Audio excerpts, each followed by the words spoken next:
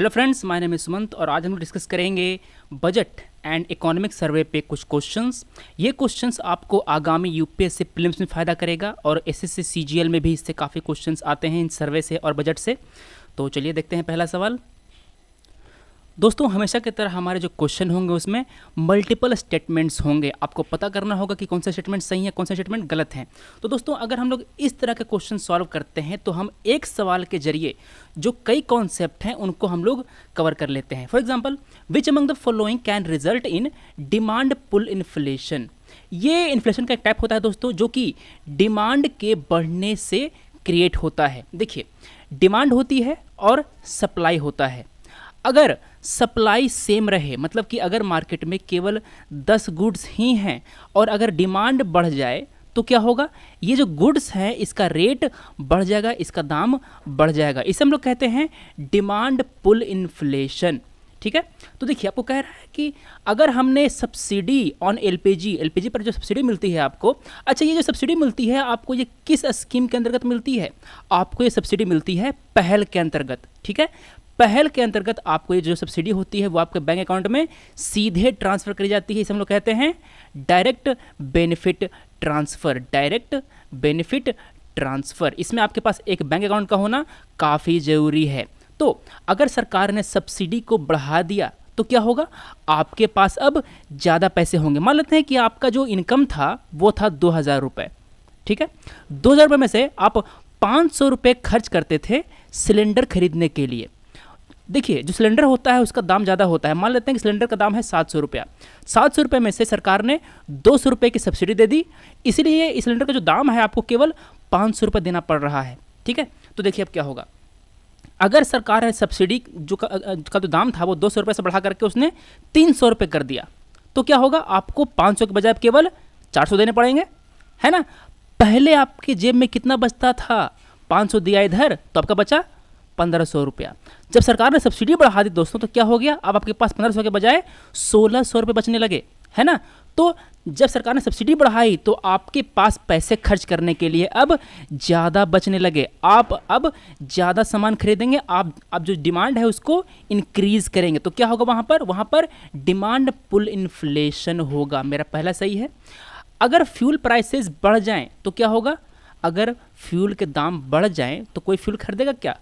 काफ़ी कम लोग फ्यूल खरीदेंगे। अब देखिए, अगर फ्यूल का दाम बढ़ जाए तो जो ट्रांसपोर्ट है उसका चार्ज बढ़ जाएगा, है ना। जो सब्जियां हैं उसका दाम बढ़ जाएगा। क्यों? क्योंकि सब्जियां भी तो ट्रांसपोर्ट होकर के आती हैं, जो खेत से आपके जो मार्केट होता है वहाँ तक ट्रांसपोर्ट से होकर के आती हैं। मगर ये जो इन्फ्लेशन है वो डिमांड के कारण नहीं बढ़ रहा। ठीक है, तो सेकंड मेरा गलत है।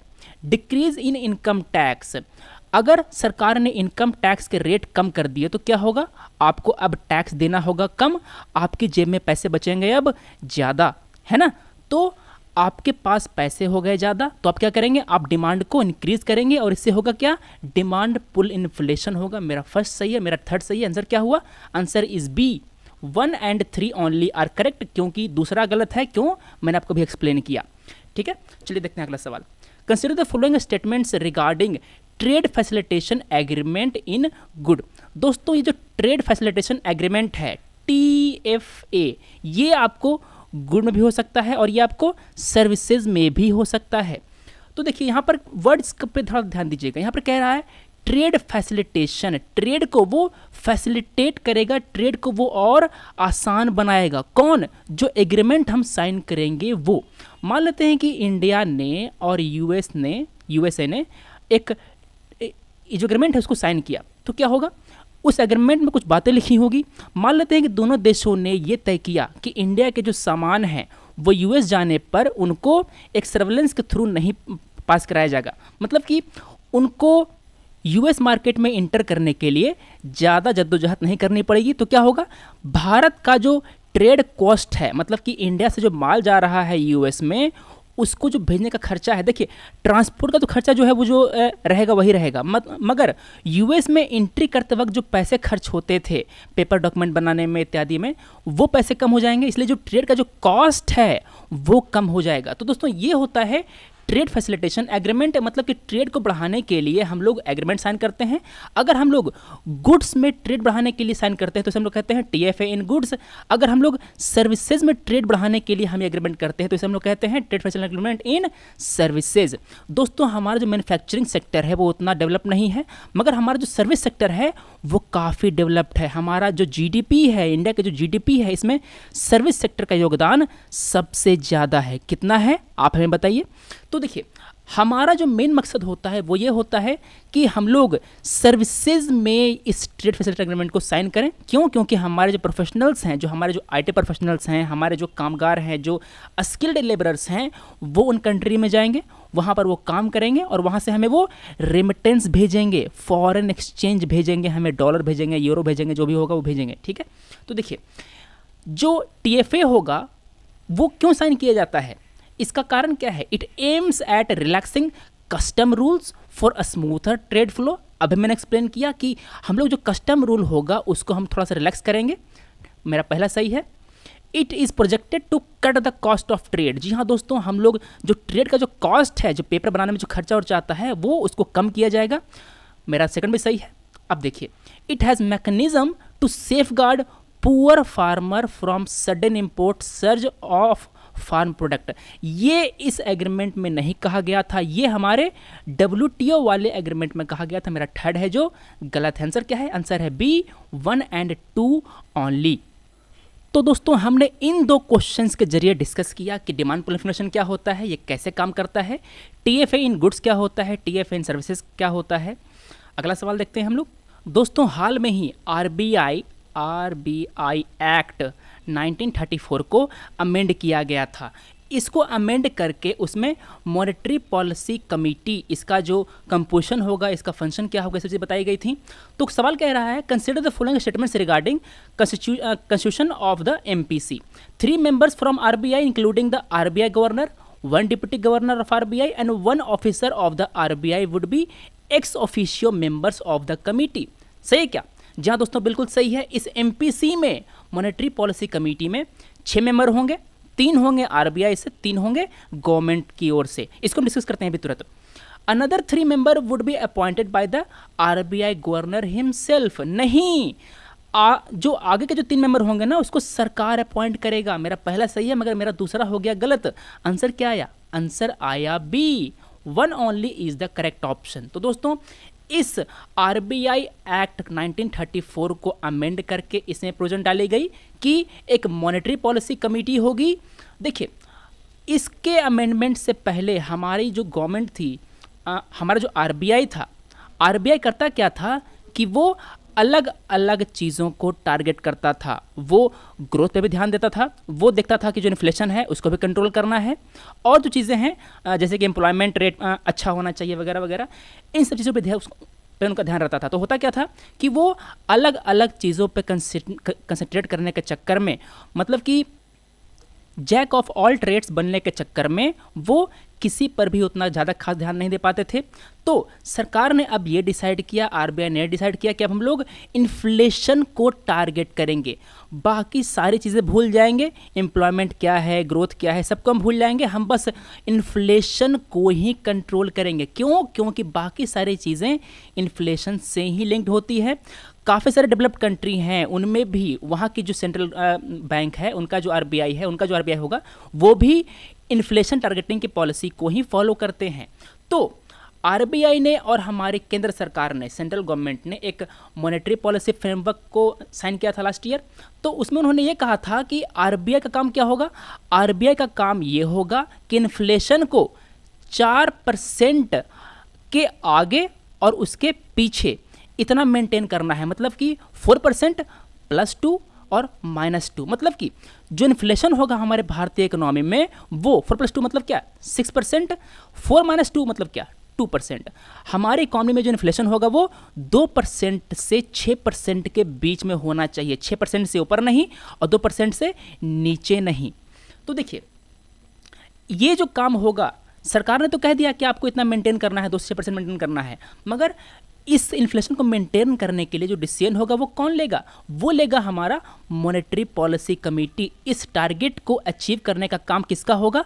Monetary policy committee. वो इंटरेस्ट रेट सेट करेगा।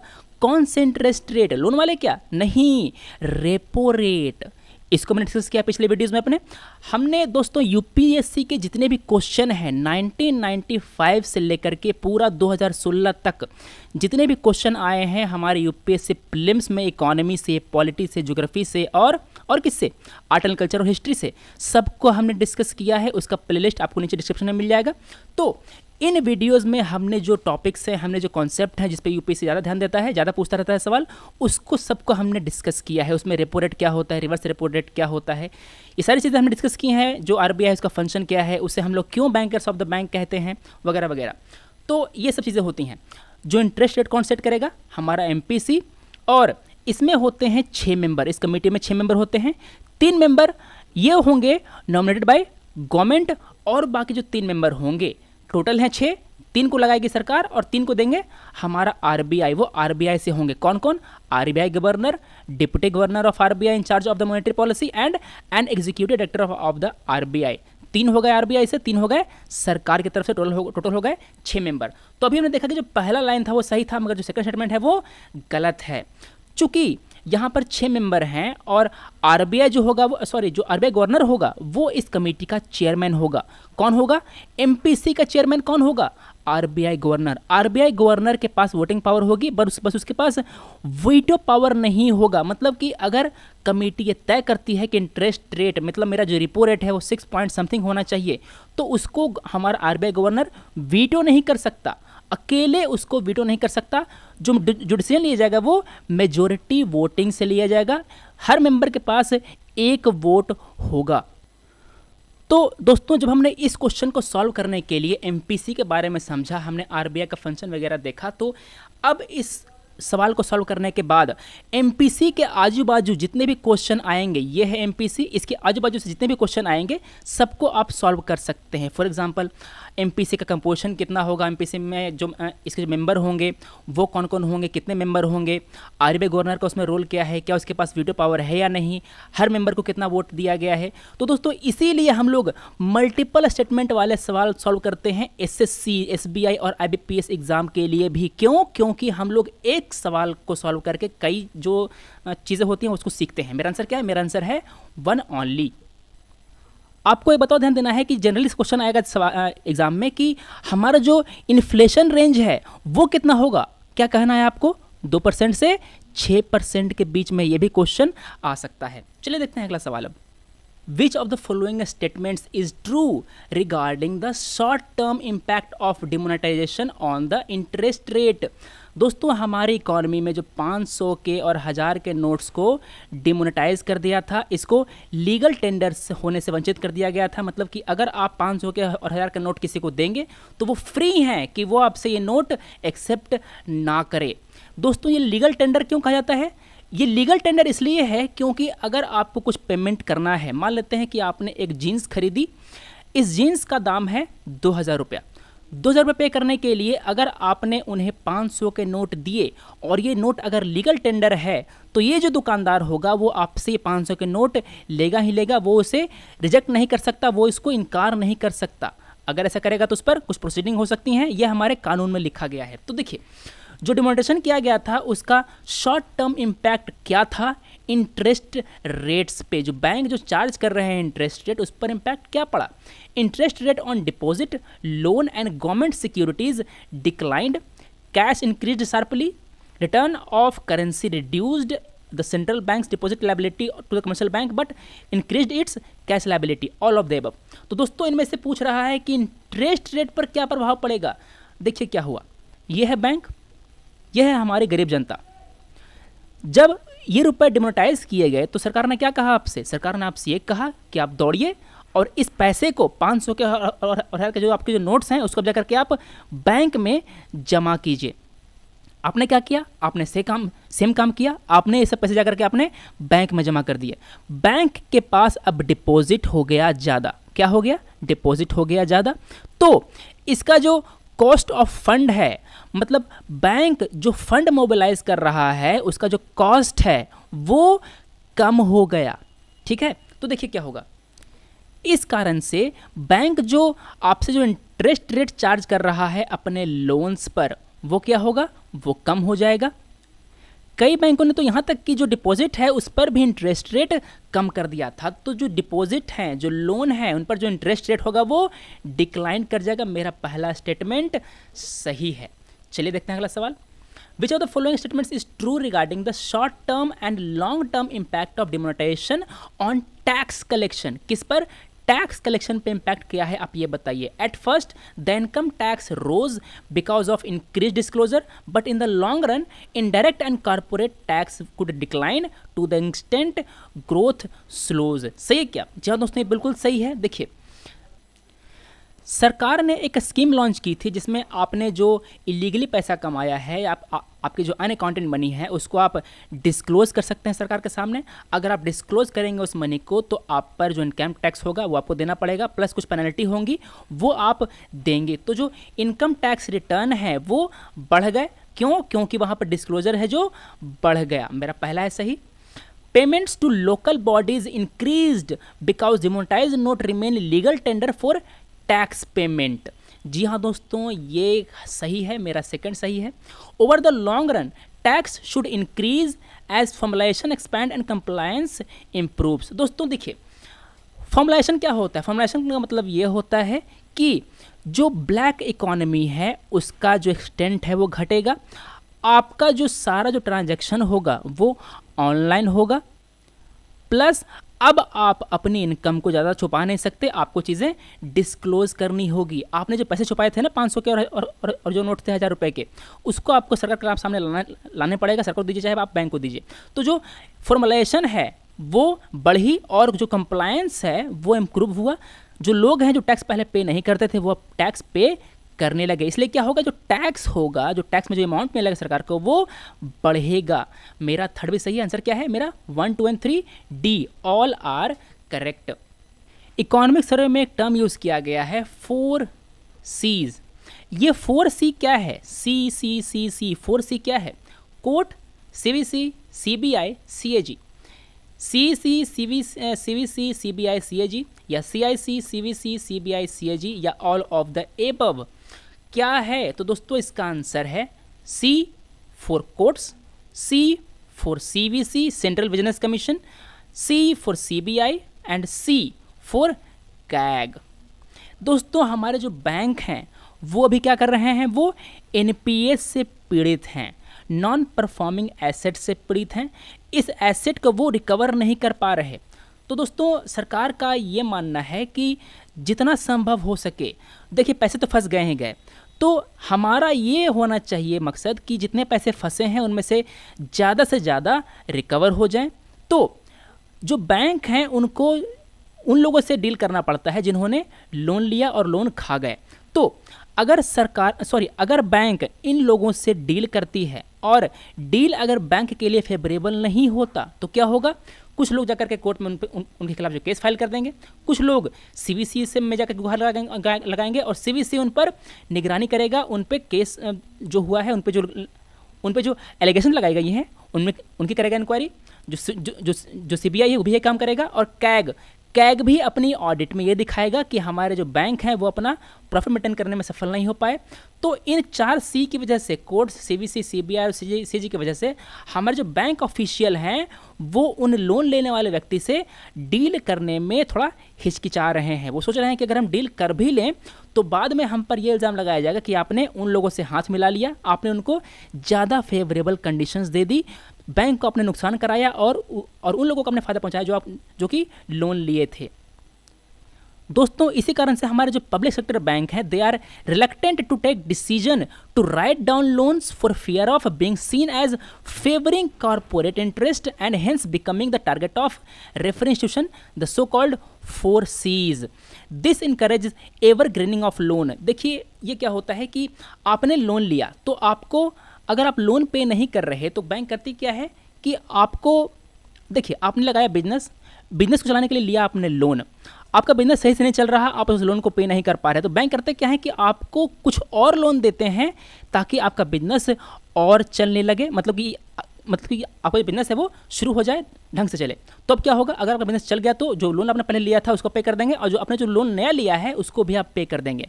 कई बार होता क्या है कि जो लोग हैं वो नया लोन लेकर के पुराना लोन चुकाते हैं, या जो लोन का जो इसका जो समय था, ड्यूरेशन था, उसको बढ़ा लेते हैं। मान लेते हैं कि आपने लोन लिया था 5 साल के लिए, तो उसको बढ़ा करके उन्होंने 10 साल या 15 साल कर लिया। तो दोस्तों ऐसी चीज़ें होती हैं। तो इसका आंसर क्या है, इसका आंसर है ए। 4 C's क्या है, courts, CBC, CBI and CAG। Consider the following statements and identify the right ones. Central government does not have exclusive power to impose a tax which is not mentioned in a state or concurrent list. सही है क्या दोस्तों, ये गलत है। वो subject जो कि स्टेट लिस्ट और कंकरेंट लिस्ट में मेंशन नहीं किए गए हैं, उन पर टैक्स लेने का अधिकार, उन पर टैक्स लेने का जो एक्सक्लूसिव पावर है वो सेंट्रल गवर्नमेंट के पास है। 7th शेड्यूल में दिए गए हैं 3 लिस्ट। कौन कौन से list, union list, state list और कंकरेंट लिस्ट। यूनियन लिस्ट है लिस्ट 1, स्टेट लिस्ट है लिस्ट 2 और कंकरेंट लिस्ट है लिस्ट 3। पहला हो गया मेरा गलत। Constitution also provide for transferring certain tax revenue from union list to states। जी हाँ, ये दोस्तों ये सही है, मेरा आंसर है B2 only।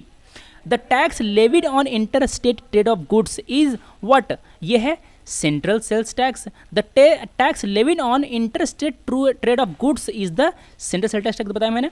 Add valorem duty is a tax on the basis of what? A price of the commodity, value added, advertisement expenditure, unit of the commodity. दोस्तों तो आपकी जो कमोडिटी है, आपका जो कमोडिटी है उसका जो प्राइस है उस पर ये टैक्स लगता है, उस पर ये डिपेंड करेगा। प्राइस ज़्यादा तो टैक्स ज़्यादा देना पड़ेगा आपको। मेरा पहला स्टेटमेंट सही है। अगला सवाल है दोस्तों टैक्स हेवन पर। कई बार आपने सुना होगा कि ये कंट्री जो है वो टैक्स हेवन है, ये जो एरिया है, ये जो आइलैंड है वो टैक्स हेवन है। तो आखिर टैक्स हेवन होता क्या है? The term tax haven is appeared in very newspaper. What does it mean? ये बेसिक क्वेश्चन है, ऐसे क्वेश्चन ही आते हैं, आपसे कोई तोप सवाल नहीं पूछेगा, ठीक है। तो पेपर में कुछ जो चीज़ें, कुछ टर्म्स आती हैं, जैसे कि टैक्स हेवन क्या होता है, जो रेवेन्यू न्यूट्रल टैक्स रेट है, ये सब चीज़ें क्या होती हैं, सबसे बेसिक चीज़ें आपको सब पता होनी चाहिए। तो देखिए, a tax haven is a country that offers foreign individual and business a minimal tax liability. आपको कम से कम टैक्स देना होगा in a politically and economically stable environment with little और no financial information shared with foreign tax authority. ये है एक टैक्स हेवन, ये है हमारा देश भारत। देखिए, भारत से कुछ बिजनेसमैन ने जाकर के यहाँ पर जाकर इन्वेस्ट किया। तो अगर भारत इस टैक्स हेवन वाले कंट्री की जो गवर्नमेंट उसे कहता है कि हमारे जो जनता है, इंडियन जो है वहाँ पर आपके यहाँ जाकर इन्वेस्ट कर रहे हैं, उसके बारे में हमें चाहिए इन्फॉर्मेशन, तो ये जो टैक्स हेवन होगा वो इन्फॉर्मेशन देने से इनकार कर सकता है। Tax haven do not require individuals to reside in. Bharat का जो वो बिजनेसमैन था वो भारत में ही रह करके बिजनेस कर सकता है, वो उसको वहाँ पर रहना जरूरी नहीं है। और बिजनेस वो जो बिजनेस होगा वो इंडिया में रह करेगा और यही कर सकता है, वो बस वहाँ से इन्वेस्टमेंट जो है वो बस डाइवर्ट कर देगा। Due to globalisation of business operations and increasing number of US corporation including Microsoft, Apple and Alphabet. Alphabet क्या है? अल्फाबेट गूगल की पेरेंट कंपनी है। These company are keeping cash in offshore tax haven to minimize corporate tax। कहाँ minimise करने के लिए? वो US में उनको कॉर्पोरेट टैक्स कम देना पड़े, इसलिए वो पैसे जा करके वहाँ रखते हैं। तो अब मैंने बताया कि ये टैक्स हेवन क्या होता है। अब हमें आप इस सवाल का आंसर बताइए आप। दोस्तों पिछले वीडियोज़ में हमने आपको रेवेन्यू रिसिप्ट और जो कैपिटल रिसिप्ट है हमने बता दिया है। कैपिटल रिसिप्ट में होते हैं डेप्ट क्रिएटिंग रिसिप्ट और नॉन डेप्ट कैपिटल रिसिप्ट। तो देखिए, आपसे पूछ रहा है which of the following are non डेप्ट capital receipt of government of India. Capital receipt दोस्तों वो रिसिप्ट है जिसके कारण आपका कोई एसेट कम होता है या आप पे कोई लायबिलिटी बढ़ती है। तो जो नॉन डेप्ट कैपिटल रिसिप्ट होगा वो रिसिप्ट होगा जिसमें आपकी जो आप पे जो डेप्ट है वो चेंज ना हो। देखते हैं अब डिसइन्वेस्टमेंट। मान लेते हैं कि कोई पब्लिक सेक्टर इंटरप्राइज है, मतलब कि कोई सरकारी कंपनी है। इस सरकारी कंपनी का सरकार ने शेयर बेचा, सरकार ने इसका शेयर बेचा तो क्या हुआ? जनता ने उसको खरीदा, जनता ने खरीदे शेयर, जनता ने उसको दिया रुपया, पैसा, ठीक है। तो सरकार को मिला क्या, कैपिटल रिसिप्ट, मगर सरकार पे कोई डेप्ट नहीं चढ़ा, कोई कर्ज नहीं चढ़ा, तो मेरा पहला सही है। रिकवरी ऑफ लोन्स, मान लेते हैं कि भारत ने नेपाल को दिया था लोन, नेपाल ने उस लोन को लौटा दिया।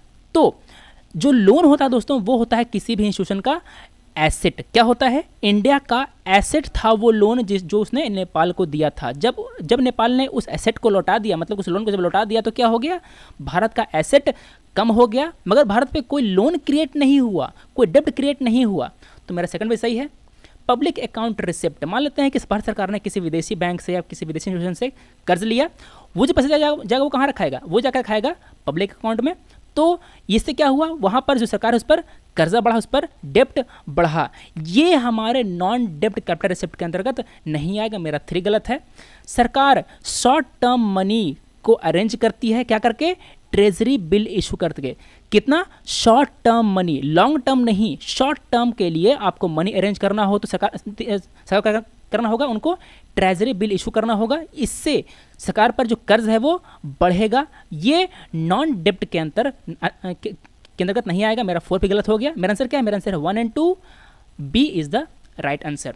तो इस क्वेश्चन के जरिए आपने ये समझा कि हमारा इन्वेस्टमेंट, रिकवरी ऑफ लोन्स, जो पब्लिक अकाउंट का जो रिसिप्ट है प्लस ट्रेजरी बिल है, ये सब किस कैपिटल रिसिप्ट के अंतर्गत आते हैं, डेप्ट या नॉन डेप्ट। अब आपको ऐसे कोई क्वेश्चन आएगा तो उसका जवाब दे सकते हैं आप आसानी से। प्लस इसमें हमने आपको एक्सप्लेन किया कि आप कैसे पहचानेंगे कि हमारा जो कैपिटल रिसिप्ट है वो डेप्ट वाला है या नॉन डेप्ट वाला है। ये सबसे बड़ी चीज़ है, आपको पहचानने आना चाहिए। उसके अगर आप ये सीख जाएंगे ना तो आपको चाहे 4 दें चाहे आपको 10 दें, आप सब पहचान लेंगे। Which of the following are non tax receipt of the central government. जो रिसिप्ट है वो भी होती है टैक्स और नॉन टैक्स। आपने दिया इनकम टैक्स, तो ये जो आमदनी हुई, ये जो सरकार को रिसिप्ट मिली, ये क्या है, ये है टैक्स रिसिप्ट। आपने फाइल किया आरटीआई, आपने जब आरटीआई फाइल करते हैं तो आपको 10 रुपये की फ़ी देनी पड़ती है करीब, है ना। तो ये जो फ़ी हुई ये भी रिसिप्ट ही है, ये भी सरकार की आमदनी ही है, मगर वो नॉन टैक्स रिसिप्ट है। आपने जो पैसे पे किए थे ना आरटीआई फाइल करने के लिए, आपने वो कोई टैक्स नहीं पे किया था, आपने एक चार्ज पे किया था। तो issue of passport and visa, जी हाँ दोस्तों, अगर आप पासपोर्ट और वीज़ा के लिए इशू करने के लिए अगर आप अप्लाई करते हैं तो आपको एक चार्ज देना होता है, वो एक नॉन टैक्स रिसिप्ट है। मेरा पहला सही है। रजिस्ट्रेशन ऑफ कंपनीज, सही है क्या, जी हाँ दोस्तों ये भी सही है। लॉयल्टी फ्रॉम शोर ऑयल फील्ड, ये भी सही है, ये भी इनकम हो रहा है। मगर दोस्तों ये जो इनकम होगा, ये जो ऑनशोर ऑयल फील्ड पर जो इनकम होगा वो हमारे स्टेट गवर्नमेंट के पास जाएगा। पूछ क्या रहा था, सेंट्रल गवर्नमेंट का नॉन टैक्स रिसिप्ट पूछ रहा था, तो मेरा 3 है जो गलत हो गया। क्यों, क्योंकि पैसे तो आए, वो नॉन टैक्स रिसिप्ट भी है, मगर वो जो केंद्र सरकार है ना, जो सेंट्रल गवर्नमेंट है ना, इसके पास नहीं गया, वो स्टेट गवर्नमेंट के पास चला गया। जो ऑफशोर ऑयल फील्ड से जो रॉयल्टी आएगी, जो पैसे आएंगे, वो जाएगा हमारे केंद्र सरकार के पास। तो मेरा फर्स्ट सही है, सेकंड सही है और फोर्थ सही है। आंसर क्या हुआ, answer is C, 1, 2 and 4 are correct. अगला सवाल है, consider the following statements regarding the government's fiscal deficit. Fiscal deficit कब होता है, जब आपकी आमदनी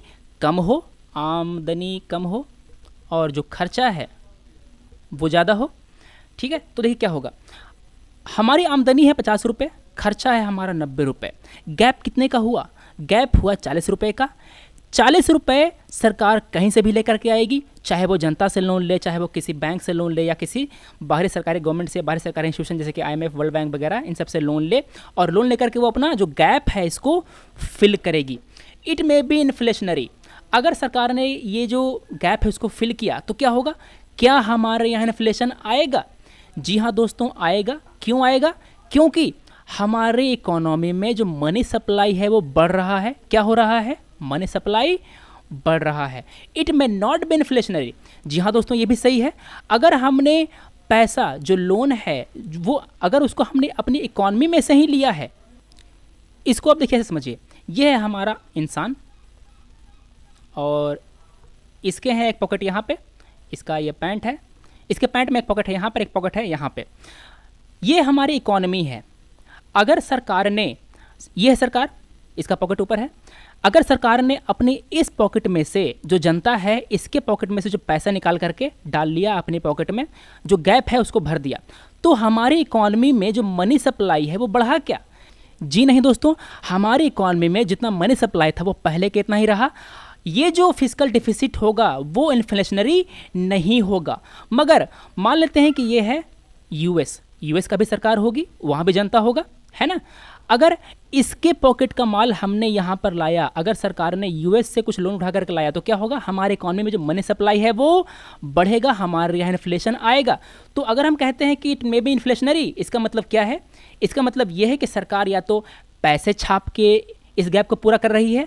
पैसा कौन छापता है? आरबीआई के पास ये पावर है कि वो मनी को, वो करेंसी को प्रिंट करे, ठीक है। तो इस गैप को भरने के लिए आरबीआई क्या कर सकती है? मनी को प्रिंट कर सकती है या किसी दूसरे इंस्टीट्यूशन से ला सकती है। अगर वो विदेश से पैसा लाए तो हमारे मनी सप्लाई बढ़ेगी और हमारे यहाँ इन्फ्लेशन आएगा। अगर ये जो गैप है वो अंदर से ही पैसे लेकर के जुगाड़ करके भर दिया जाए तो क्या होगा? वहाँ पर इन्फ्लेशन नहीं आएगा। मेरा फर्स्ट सही है, मेरा सेकंड सही है। It raises aggregate demand. देखिए दोस्तों, सरकार ने क्या किया? कमाया 50, खर्च किया 90। मान लेते हैं कि जो मनरेगा स्कीम है, मनरेगा स्कीम पे जो खर्चा होता था वो पहले होता था 20 रुपये। सरकार ने जो खर्च है उसको बढ़ा कर दिया 30 रुपये। अब चूंकि स्कीम पर खर्चा ज़्यादा किया जा रहा है तो जो पैसा है वो कहाँ जाएगा? ये जो पैसा हो जाएगा हमारे गरीब लोगों के पास जो काम करते हैं मनरेगा के अंतर्गत, है ना। मनरेगा के अंतर्गत जो मजदूर काम करते हैं उसका जो तनख्वाह है, उसका जो भत्ता है रोज का, जो उसका जो दिहाड़ी होता है वो बढ़ेगा, उनको पैसे मिलेंगे ज़्यादा, वो डिमांड करेंगे ज़्यादा, तो जो एग्रीगेट डिमांड है वो रेज होगा। मेरा थर्ड सही है। मेरा first, second, third all of the above are correct. अगला सवाल देखते हैं दोस्तों। जो हमने डिस्कस किया था टैक्स हेवन, तो मैंने वहाँ पर आपको जो रेवेन्यू न्यूट्रल टैक्स रेट है इसको भी मैंने बताया था, इसका नाम लिया था हमने। What does it mean? देखिए, सरकार क्या करने जा रही है कि हमारे यहाँ 1 जुलाई से, कब से? 1 जुलाई से हमारे यहाँ जीएसटी लागू हो जाएगा। जो पुराने इनडायरेक्ट टैक्सेस होंगे वो सब सबस्यूम कर ले जाएंगे इस जीएसटी के अंतर्गत। तो मान लेते हैं कि पुराने समय में, मतलब कि जीएसटी लागू होने से पहले जो स्टेट्स हैं उनको रेवेन्यू होता था 100 रुपये। तो अगर हम कहते हैं कि हम जीएसटी में, देखिए ये है पहले का माल जहाँ पर हम 100 रुपये कमाते थे। अभी जीएसटी अप्लाई होने के बाद जो सरकार है वो क्या करेगी? वो ये चाहेगी कि हमारा जो जितना रेवेन्यू था पहले वाला या तो उतना ही रहे या तो बढ़ जाए। अब बढ़ने से तो रहा नहीं, क्योंकि अगर बढ़ेगा तो क्या करना होगा? हमें टैक्स रेट बढ़ाना होगा। तो अगर हमें सेम रखना है, अगर हमें जो रेवेन्यू है वो पहले इतना ही रखना है, तो इतना रखने के लिए हम जीएसटी जो टैक्स रेट है वो कितना रखें? ये होता है रेवेन्यू न्यूट्रल टैक्स रेट। मतलब कि हमारे पास पहले जितना ही पैसा आता रहे, ये इंश्योर करने के लिए हम जो रेट रखेंगे उसे हम कहते हैं रेवेन्यू न्यूट्रल टैक्स रेट। अब देखिए statements. The rate at which revenue for the state and centre will remain the same as before GST. दोस्तों यही तो था, यही तो मैंने आपको बताया, एक्सप्लेन किया है ना। मेरा पहला सही हो गया। Tax rate will be same for the central and state, ये कोई जरूरी नहीं है। The tax rate at which central and state revenue will be the same, नहीं। जो स्टेट्स हैं और सेंट्रल हैं दोनों की कमाई अलग अलग हो सकती है। मान लेते हैं कि राज्य कमाता था पहले 100 रुपया, स्टेट कमाता था पहले 100 रुपया और सेंट्रल कमाता था पहले 120 रुपया। तो अभी भी जीएसटी अप्लाई होने के बाद भी जो स्टेट कमाएगा 100 रुपया और जो सेंटर है वो कमाएंगे 120 रुपये। दोनों का जो आमदनी है वो अलग अलग हो सकता है, बस वो आमदनी चेंज नहीं होनी चाहिए। मेरा थर्ड गलत है। चूंकि मेरा बी और सी गलत हो, मैंने क्या किया? मैंने ऑल ऑफ द तो मैंने ऐसे ही काट दिया। मेरा आंसर क्या है? मेरा आंसर है ए। तो दोस्तों आज हमने डिस्कस किया बजट पे और इकोनॉमिक सर्वे पे कुछ क्वेश्चन जो आपके यूपीएससी प्रीलिम्स के लिए और बैंकिंग एग्जाम के लिए प्लस एसएससी सीजीएल वगैरह के लिए फ़ायदेमंद होंगे। आपको ये लेक्चर कैसा लगा आप हमें बताइए। क्या आपको ऐसे और लेक्चर चाहिए? अगर डिमांड अच्छी रहेगी तो हम आगे और लेक्चर बनाएंगे। Thanks for watching, take care.